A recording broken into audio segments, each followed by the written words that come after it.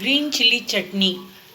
For that, I have poured the gingerly oil and I put cut green chilies, salt, tamarind and jaggery to taste.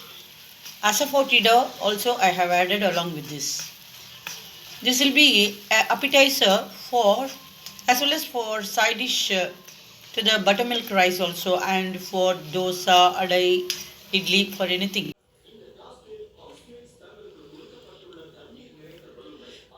Yeah, this is the green chili chutney. This will be, as I told you, this will be used for curd rice, adai dosa, idli, whatever it is. I'm having white rice. I'm going to have it as a curd rice. I'll be having this as a side dish. Yes, good aroma. Mmm, very tasty. Texture is also good.